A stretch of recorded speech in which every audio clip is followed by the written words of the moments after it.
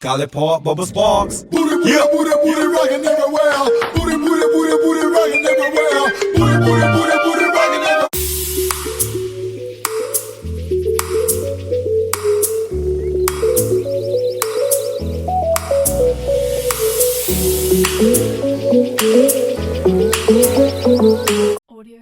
So it says, Dear Desiree, we regret to inform that you did not earn a passing score on the medical assistant certification test taken on September 28, 2018. My score was a 68 and the passing score was 70 and above. Here's the proof. And now we're about to get right into it to talk about it. All right, so YouTube, basically, as you can tell by the title, I failed my NCCT test by 2 points. This is of last year, and when I first took the test, I thought it was so hard. This is actually a part 1 to the NCCT test. I will be doing probably 3 or 4 parts to this because it's so much to tell you guys on it, and a lot of people have been requesting on this. This one girl I know, her name is Mimi Rose. If you're watching this, hey girl, I still haven't forgot about you. I will be doing a video as far as for how to pass the test. But in the meantime, basically the NCCT is basically the National Center of Competencies Testing. Is an organization that has been tested for healthcare professions and instructors throughout the U.S. The test that I ended up taking was the National Certified Medical Assistant Test, NCMA. And basically this test contains 150 scored questions, 15 unscored pre-test items, and it takes up to 3 hours to complete the exam. So one thing that our instructor did tell us is that, okay, so it's going to be 150 questions, 15 are already thrown out. We don't know which 15 it'll be, but 15 are already going to be thrown out. So technically you're going to get scored from whatever is going to be left from that. And so knowing that it takes up to 3 hours to complete the exam, don't freak out. You have plenty of time. Usually it took me at least 2 hours and a half to complete it, but I always like to go back and look over my work, and that's where I go wrong at, because then I end up changing my answers, you guys. I know for a fact I messed up when I changed my answers. It either could be that, or it could have been just I was picking the wrong answers. I don't know, but 68 is so close to 70. I was so upset that I missed it by 2 points. Y'all just don't understand. I'm like, dang, y'all can't waive those for me.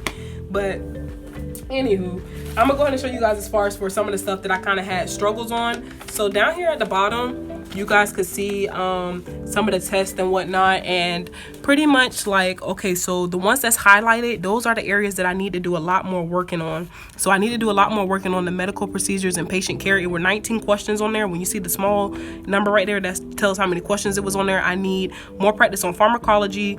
I need more practice on general office procedures with communication, computer applications, and scheduling. There was 25 questions on that, and also on on general office procedures with medical records. It was 14 questions on that. So with the medical procedure, patient care, the passing score was 77%. I end up getting a 52%. With phlebotomy, the passing score was 76%. I end up getting a 55%. And the crazy part about it is, y'all, when I first took this, my phlebotomy and EKG were the 2 most that I did perfect on. And the thing about it, EKG is really hard, but on the test they only gave me a couple of questions, so I was good on that. But I had got a 75 out of 75 last time when I had did phlebotomy, so I'm like, what the heck did I do wrong this time? I probably ended up changing my answers. Now with general office procedures with communication, the passing score was 70%. I ended up getting a 52%. And another one, as far as with medical records, the passing score was 70%. I ended up getting 50%. When it comes to medical records, it's so much to know with that. So I already know that topic technically itself is challenging for me. So I do have to do more studies and practice on that. Other than that, I'm gonna just tell you guys the basic topics that's gonna be on this test. So basically, you have pharmacology, it's 13 questions on there. You have medical office procedures, it's gonna be dealing with infection, exposure control, and safety. It's 13 questions on there. You have medical office procedures, patient care, 19 questions. Phlebotomy is 20 questions. You have EKG and other diagnostic tests. That one is going to be 23 questions. You have why I keep saying Jennifer? You have general office procedures with communication and computer applications. That's 25 questions. You also have general office procedures with medical records. That's 14 questions. You have medical office general management. That is going to be 15 questions. And law and ethics. That's 8 questions. So So pretty much that's that. And then so as soon as you get done with the test, they end up, as soon as you submit it, they'll let you know whether you passed it or whatnot. I was so upset when I saw this the first time, but when I saw this the second time and I saw that I missed it by 2 points, I wasn't as upset, because the first time I took it I got a 66, so this time I got a 68. So again, you guys, this is going to be part 1 on that. I'm not going to go too in depth on it because I have so much to talk about when it comes to the NCCT, but I do want to mention to some of the people, if you have missed your NCCT by a couple of points or any medical assistant test, don't get discouraged. Keep trying. I'm telling you, the worst you could do is just completely stop and let all the schooling that you did go to waste. Don't do that. Just literally keep trying. Like, y'all don't understand. Like, I think you can usually take up to 3 tries for the NCCT within a year, and if it doesn't work, you have to wait a whole nother year to try it again. But just keep trying, because like I said, it's the same test, but the questions be in a different form. So when I took it the second time, the questions were in a different form, and I felt like I had a lot more less EKG questions and a lot more less like biohazard signs and stuff like that. It changes up on you, but at the end of the day, I love to see that I progressed and got better than I did with the first time. I also wanted to mention to you guys, I had wrote notes as far as for more stuff that I need to focus on when it comes to dealing with this test. I'm gonna just read off a couple of these for you real quick.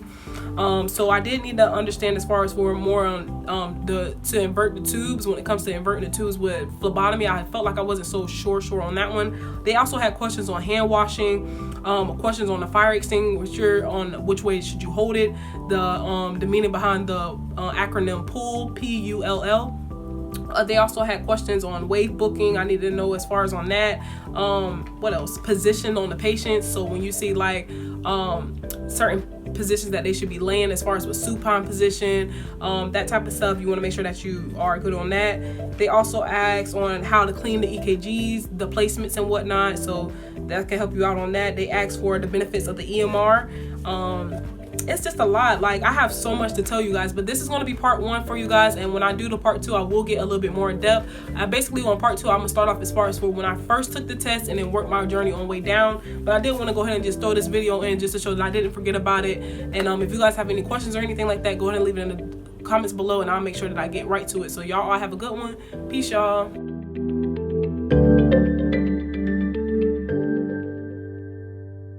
Audio Jungle.